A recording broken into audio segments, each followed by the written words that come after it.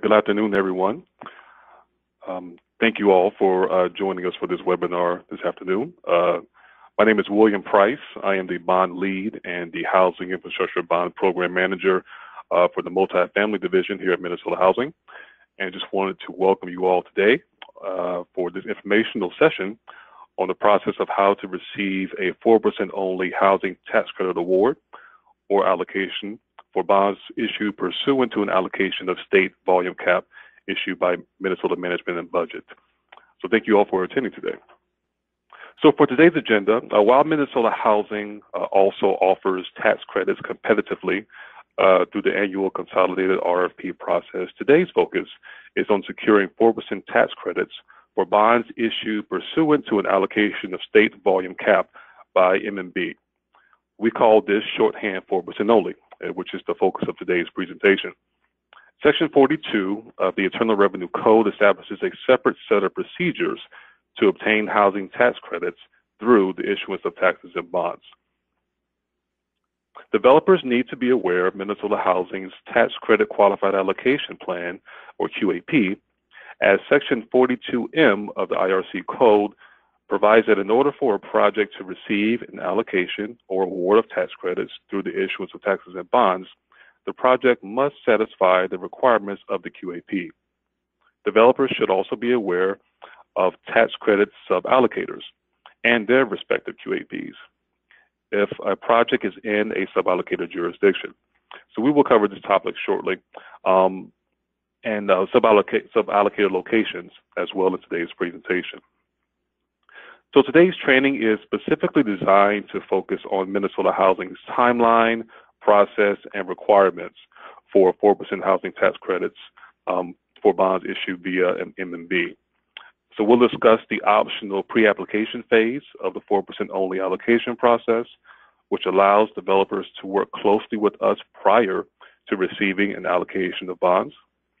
We have developed resources to better illustrate the timeline and process to receive a 4% only tax credit allocation, including resources on our scoring process and roadmaps that depict how projects in various locations serving both preservation and workforce housing needs can be successful.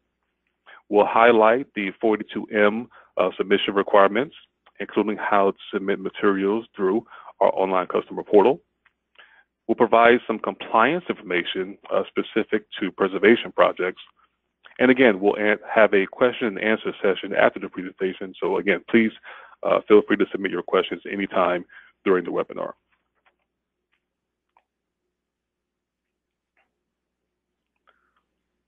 In this section, I'd like to provide a little background on the 4% low-income housing tax credit program and the qualified allocation plan. The Housing Tax Credit Program is a federal resource governed by IRS law. The program provides tax credits to entities who invest in affordable rental housing, reducing their federal tax liability by the amount of tax credits for 10 years. In exchange for this production, investors purchase the tax credits and agree to keep units affordable to specific income limits. The sales proceeds are then invested into the new construction or acquisition rehab of affordable rental housing. There are two types of tax credits, referred to as 9% and 4% credits. 9% credits are a limited resource and each state has an annual credit ceiling. 4% credits are not limited and are only available to a project when accompanied with an allocation of volume limited taxes and bonds. Section 42 establishes a separate set of procedures to obtain tax credits through the issuance of bonds. Minnesota Housing awards or allocates credits in two different ways. Through our competitive process in conjunction with the consolidated RFP and round 2, and via our 4% only process on a pipeline basis. Section 42 requires each state allocator to create an annual qualified allocation plan. And this plan consists of 3 core documents: the actual qualified allocation plan, the Housing Tax Credit Procedure Manual, and the self-scoring worksheet.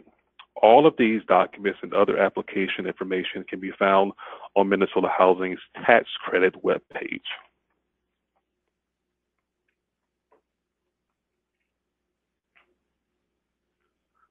Minnesota is unique from other states in how tax credits are awarded or allocated. Minnesota Housing is the primary allocating agency for tax credits, but we are not the only tax credit allocator. State statute also creates local sub-allocators that issue credits, including the cities of Minneapolis and St. Paul, and Washington and Dakota County.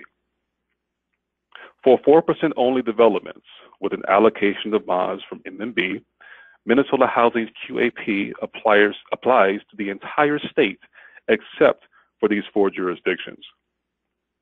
Each of the sub-allocators publish their own annual QAP and determine how their credits will be allocated on a competitive 9% and also a 4% basis. So if you are applying to MMB for projects, for bonds on a project within one of these jurisdictions, an application for tax credits must be submitted to that particular jurisdiction, which meets their QAP requirements.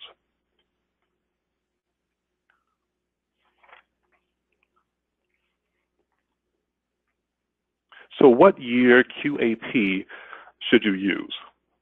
The applicable QAP year will be the year in which the bonds are issued in an amount sufficient to meet the 50% test.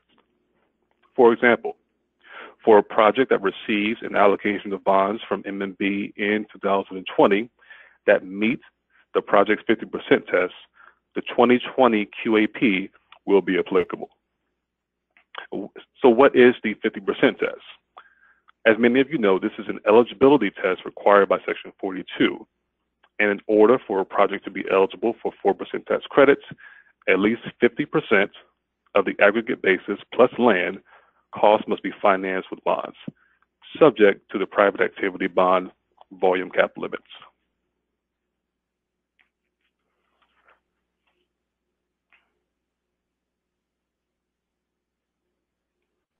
In order for a project to receive an award or allocation of 4% housing tax credits, a full and complete 42M application must be submitted to Minnesota Housing via our online customer portal at least 30 days prior to the issuance of the bonds or closing of the property. This submission includes a thorough checklist of due diligence, which must be reviewed and approved by our underwriting, asset management, supportive housing, and architectural staff. Also, the application will be reviewed for threshold requirements as dictated by the QAP in terms of scoring and also adherence to the predictive cost model, which the agency uses to gauge the acceptance level of total development costs. This is an aggregate model that we use in terms of determining if a project's total development costs on a per unit basis are within an acceptable range. If per unit costs exceed the model by over 25%, a waiver from the agency board is required. With the depth of the application review and multiple requirements that the project must meet, I want to seriously stress that it is imperative that the full and complete 42M application is submitted as soon as possible upon allocation from MMB. Depending on the circumstance, if the application is not submitted until the last minute, it may jeopardize your project's ability to receive a 42M letter. For example, if a project submits the full 42M application only 30 days prior to issuance of the bonds, the application undergoes a thorough review. Let's say, for example, that the application needs a waiver from our board due to total development costs exceeding our model by over 25%.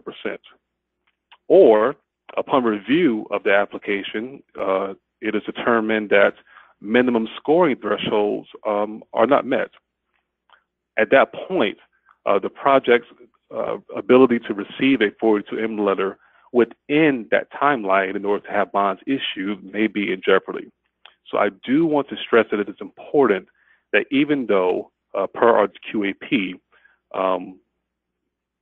you have to submit the application at least 30 days prior to closing of the bonds, please submit those as soon as possible just to ensure a timely issuance of the 42M letter to allow the project to actually close on its bonds.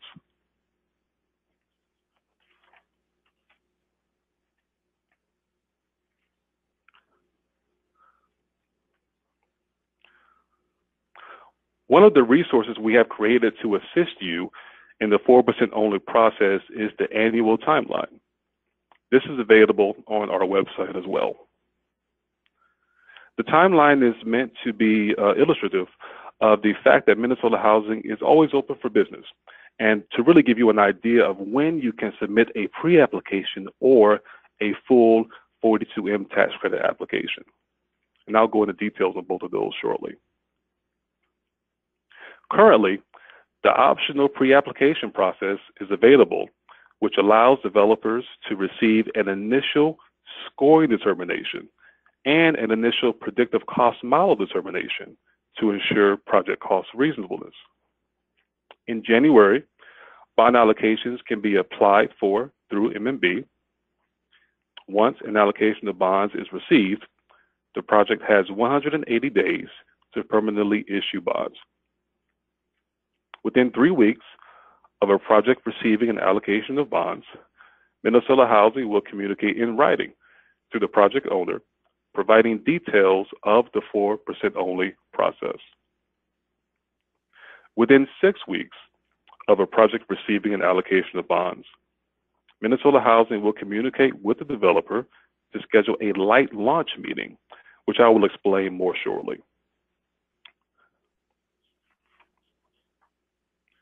So again, the annual timeline, this is meant to be really general and to really give you an idea of when you are potentially able to submit a pre-application and an 42M full application once you have received bonds from MMB.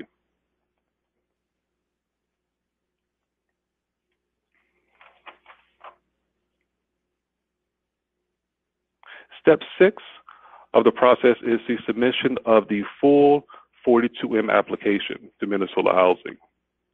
This includes the preliminary determination letter from the bond issuer, the 50% test verification letter from a CPA, a preliminary predictive cost model or score determination letter if applicable, application fees, preliminary determination fees, the multifamily workbook, and all other required checklist items. I mentioned previously that the online customer portal, which is our Salesforce-based web application, where you not only submit, where you can not only submit documents for review, but can also direct message individuals generally or even about a specific checklist item. And it really has similar functionality to many social media sites. So we certainly encourage you to use our portal and all the features that it has to really streamline communication in all parts of the project.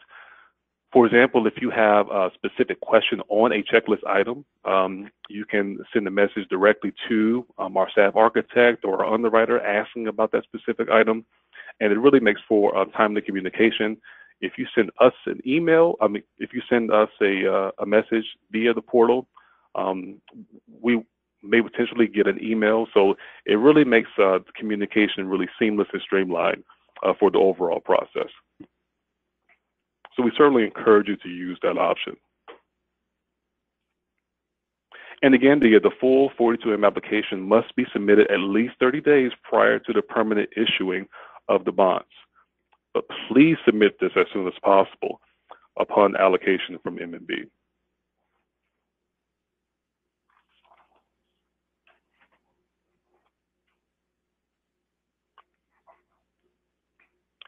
In the next few slides, I would really like to kind of take a step back and really break down those different stages of the process. Again, as I mentioned, we will post the webinar to our website, but I wanted to give a little bit more detail as to the pre-application process and the different stages to actually get to a receipt of a 42M letter for you to close all the bonds you receive from MMB. So the pre-application process is intended to give developers a sense of where their project is, where the project is falling from a scoring perspective, and with regards to their preliminary predictive model, the predictive cost model that I mentioned earlier. And the process is really designed to give you an idea of where your project is falling from a QAP compliant perspective, even prior to applying the bonds from Minnesota Management and Budget. So with the pre-application, you submit a short list of items in the online portal, and agency staff can provide feedback on whether or not the project is meeting the minimum 40-point scoring requirement in the self-scoring worksheet. As I mentioned, whether the total per unit costs of the development are falling within the predictive cost model. And the project can also receive an initial determination of its adherence to the model at this stage. And again, this is hugely important. If a project is in excess of 25% over that model, that does require a waiver from our board, and our board only meets once a month. So again, it kind of goes back to my initial stressing that it's really prudent for you to submit your applications as soon as possible upon allocation of bonds from MMB, so that one, our staff has sufficient time to communicate with you directly, again, active communication as to where your project is and meeting all of the requirements of the QAP, and also ensuring that we have enough time to issue you your 42M letter for you to close on the bonds. Also, the pre-application stage is a really good point in the process for you to just come in and ask us questions, whether it's program or program requirements or even design standards. We have a lot of processes in place to open up the communication. We want this to be an open process so that you can have all of your questions answered even before going to MMB for an allocation of bonds, so that you have the assurity that upon receiving an allocation, your project is meeting the requirements of our QAP. So again, we strongly encourage developers to take advantage of this pre-application process.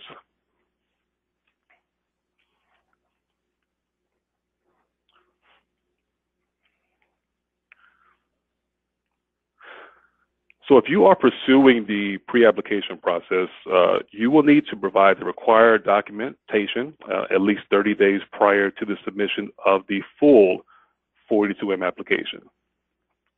So again, if you plan on submitting both, we want a little bit of time to ensure that we can provide you constructive feedback on that pre-application prior to diving into your full application for the 42M.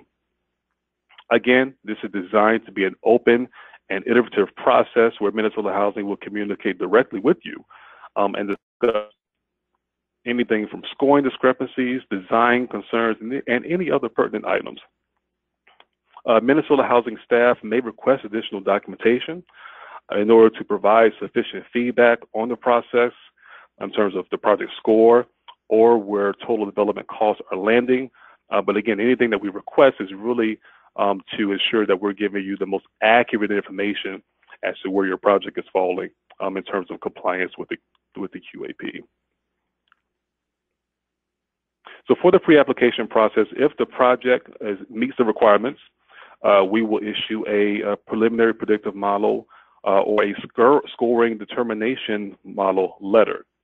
And once you receive this letter will let you know exactly where you're falling from a pointing perspective and where you are falling from a predictive model perspective. Upon receipt of that, you should also submit that letter again with the subsequent full 42M application. And as I mentioned earlier, this letter really gives the assurance to the project team that the project is meeting the scoring and cost requirements as long as there are not substantial changes in the 42M application.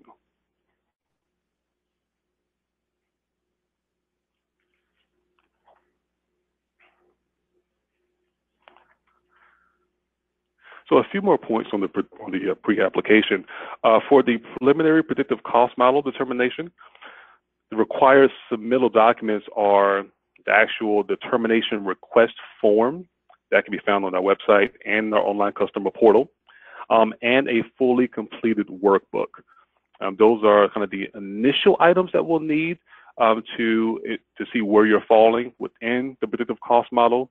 As I mentioned previously, our staff may reach out to you and request additional documentation if they have questions. But again, that is all to ensure that you have the most accurate information for your application. For the preliminary scoring determination, the required submittal documents are the workbook, a self-scoring worksheet, which is applicable to the year the bonds are anticipated to be issued, and all scoring backup documentation. So even with the pre-application, we want you to provide backup documentation for all of the scoring. So if you've had a chance to look at the self-scoring worksheet, whether it's verifying tax increment financing under the financial readiness category, or is verifying that your project is meeting the community development initiative, we still want you to provide all of the backup scoring documentation at the pre-application phase so that we can do a thorough review and ensure that your project is meeting the minimum pointing threshold.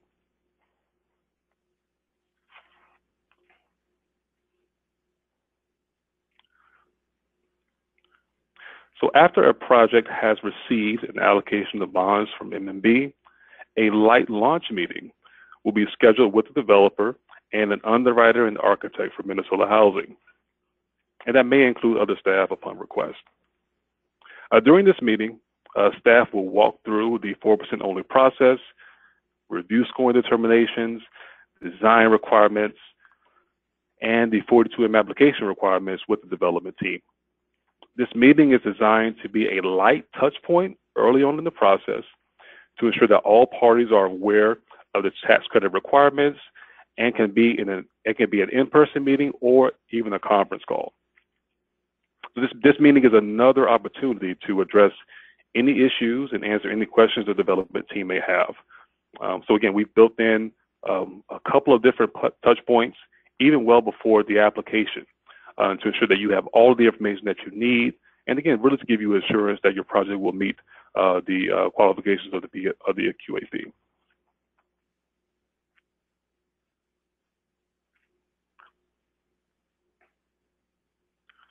The 42M application submission is required for an allocation or award of 4% credits. A few of the required items I touched on earlier in discussing the timeline, but just wanted to highlight them again here. So this list is not all-encompassing, but a couple of the key items of the full 42M application is the application fee of $800. There's the preliminary determination fee, which is 3.5% of the housing tax credit allocation request. There's the evidence from the local issuer of a bond allocation. There's the preliminary determination from the bond issuer. Now, this is the local issuer's final written determination, verifying the sources and uses of funds, the tax credit proceeds, cost of reasonableness of the project, and also an assessment of housing needs in the area. So if you go into the online customer portal, once you're ready to submit your application, this is a specific checklist item that has help text. So if you're working with the issuer and they want a little bit more guidance as to what we're looking for in terms of this letter, that help text gives you very detailed guidance as to what we will be looking for in their preliminary determination 42M2D letter from the local issuer. So again, that help text for that particular item can be found in our online customer portal. There's also the 50% test verification letter, usually from a CPA. As I mentioned previously, if you submitted the pre-application and received a predictive cost model determination or a scoring determination, both of those letters should be submitted upon the full 42M application. And again, as always, the workbook, and there's a plethora of other checklist items in the portal that must be fully submitted prior to staff completing the review.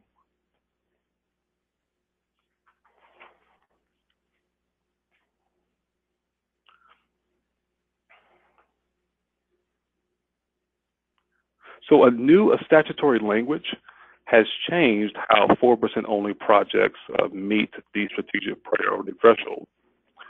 As required by Minnesota statute 462A.22, 222, subdivision 3D, residential rental housing projects financed with an allocation of taxes and bonds under Chapter 474A are deemed to be the highest strategic priority.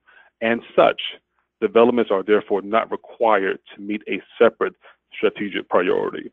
If you open up our self-scoring worksheet, the PDF version, which is currently available on the tax credit page of our website, you will see this particular language. Again, based off of new statutory requirements, if you receive an allocation of tax-exempt bonds, you therefore meet the strategic priority thresholds. As required by the QAP, requests for tax credits in association with tax-exempt volume limited bonds must still meet the minimum point requirement and demonstrate that the project is eligible for no fewer than 40 points. So again, upon allocation of bonds, you're meeting strategic priority policy threshold, but the project still must meet the minimum 40 points as dictated by the qualified allocation plan. So we acknowledge that a project's ability to demonstrate minimum scoring is really critical to its feasibility. Thus, we have created a resource called the Roadmap to 40 Points. And this depicts how different project types in various different locations can achieve an acceptable score under the 2020 QAP. We created 3 examples of how different types of projects can meet the 40-point minimum threshold under the 2020 QAP. This includes a preservation project in the metro, a new construction senior project in the suburban metro, and a new construction workforce project in greater Minnesota. In the preservation example that you see, the project is in Brooklyn Center, within a half mile of an express bus stop or park and ride. The project will remain affordable for 30 years. That is not exercise the qualified contract during the term of the LURA. A minority or women-owned business enterprise is included in the development team. For financial readiness, we assume it has some existing debt that the public lender has approved can be assumed by the new owner. It includes interim income as a capital source and has a portion of the developer fee being deferred. It is a smoke-free project and will have high-speed internet. By meeting these selection and scoring criteria, the project will receive 64 points and meet the preservation thresholds.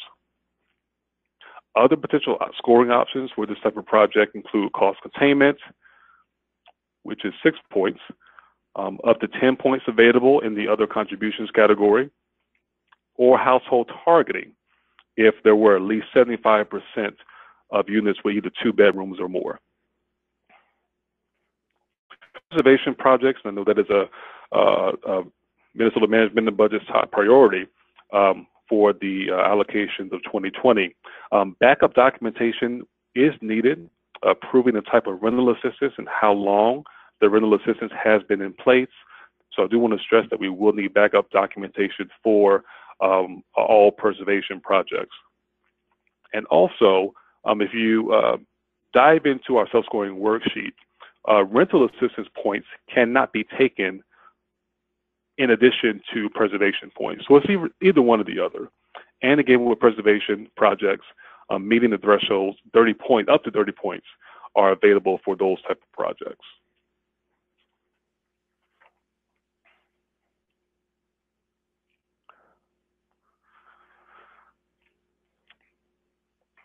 So this example is of a senior project, which is new construction in Woodbury. We have assumed that there will be a small number of project-based vouchers, and the rents are up to 60% of MTSP. The location is in an economic integration census tract, is proximate to higher performing schools, and within a half mile of a park and ride or express bus stop. A minority or women-owned business enterprise is included in the development team. The project will have TIF and a deferred developer fee, which will allow it to maximize the financial readiness points. We assume cost containment points could be taken. Given that the building will serve seniors, we included universal design points and smoke-free. These scoring criterion yields for 57 points. Other options for pointing for this type of project include up to 10 points for extended affordability through not exercising the qualified contract option, or 1 to 2 points for lower intermediary costs. As a workforce housing example in greater Minnesota, we have assumed a 60-unit building in Mankato, designed for families that meets the household targeting requirement with 2 and 3 bedroom units. Extended affordability for an additional 5 years to 25 years, and that yields 3 points. Rents are at 60%. We assume that it is relatively near a bus stop. Its location in Mankato makes it eligible for the rural tribal points. We assumed a minority or women-owned business enterprise is included on the development team. We included local sources of funds for financial readiness and that the project would meet cost containment. As a reminder, the cost containment thresholds that will apply for bond projects in 2020 have been published to our website. So you will not be making a blind determination as to if your project is eligible for these points. That is currently posted on our website, so you can clearly see if your project on a per unit cost basis would fall within the threshold criteria to achieve the 6 points in the cost containment category. The project will also be smoke free and have high-speed internet, and total yield points of 50.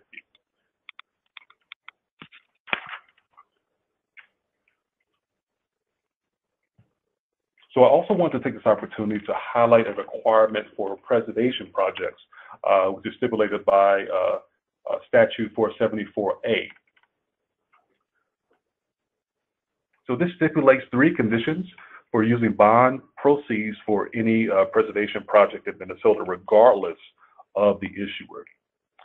It is the issuer's responsibility to ensure these requirements are met. So the owner must extend the contract or agreement for the maximum term possible. This has been accomplished both through 20-year Section 8 contracts and through the existence of agreements or restrictions that require the contracts to be renewed for at least 20 years. That's the first requirement for preservation projects that are seeking bonds. Also, the amount of reserves to be maintained at the property. This calculation looks at the outstanding first mortgage balance, $5,000 per unit, and the amount of reserves at the time of bond issuance. So in this case, we're looking at reserves that can be used for capital repairs. So if there are existing debt service reserves at the property that could not be used for capital, those would be excluded. So we most often see the existing reserves number being applied. The key to this requirement is that the amount must be maintained at the time of bond issuance. So reserve contributions coming in during the third equity pay-in would not count toward this requirement. So there are a variety of ways to deal with this. For projects with MAP loans for existence, we count the working capital reserve, which is funded at closing. And then we confirm that there are sufficient funds coming in from future equity payments to meet the requirement when the working capital reserve is released. And also, funds must be available to complete immediate repairs, which we view as critical items, and those must be done in year 1.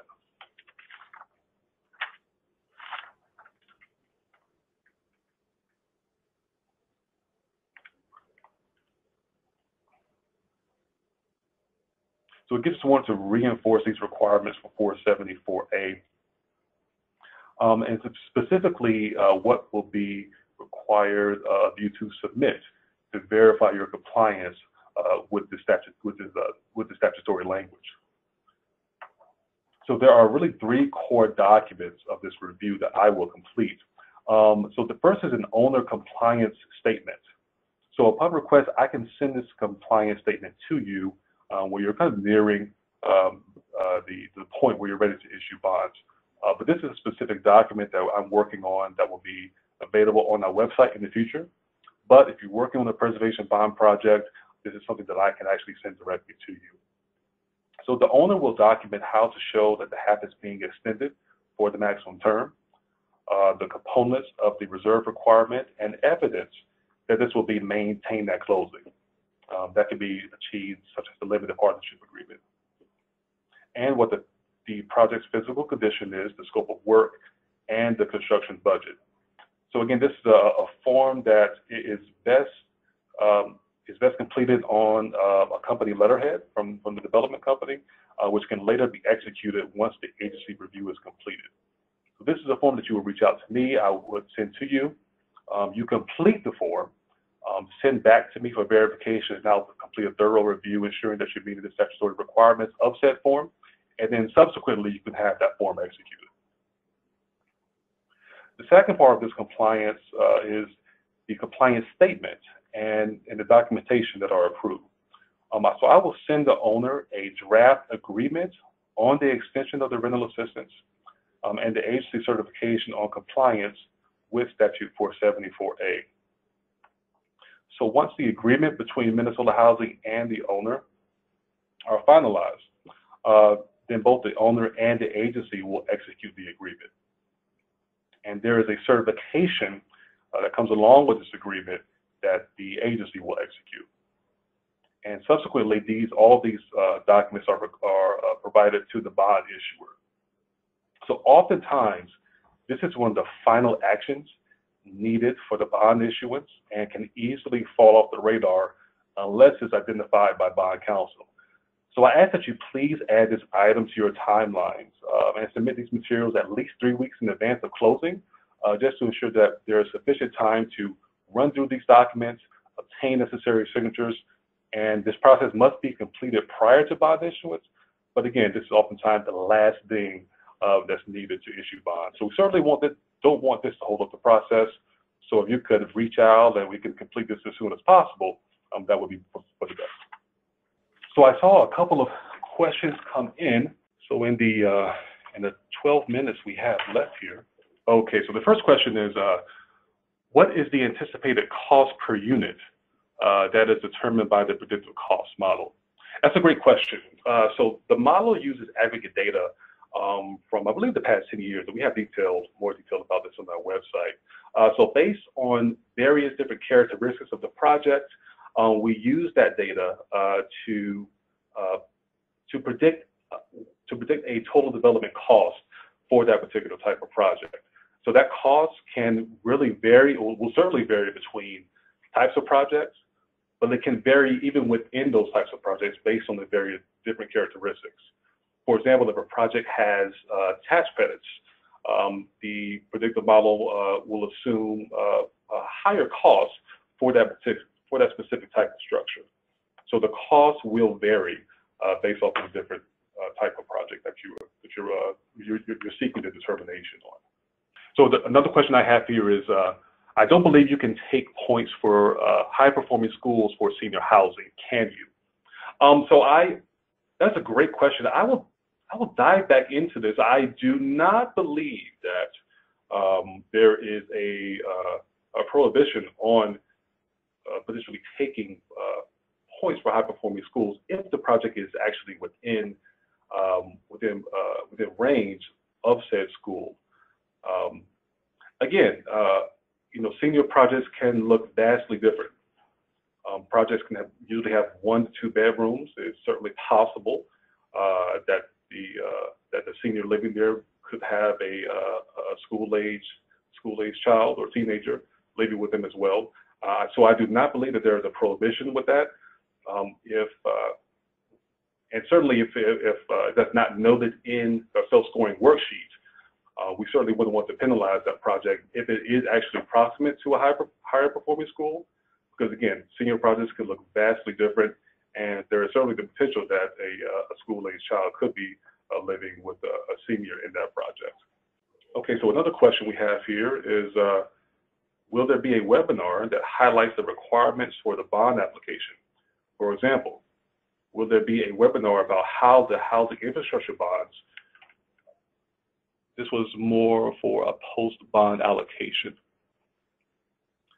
So in terms of the bond allocation, applications and housing infrastructure bonds, I know we are planning on having a technical assistance kickoff. I know many of you on the call attended that last year.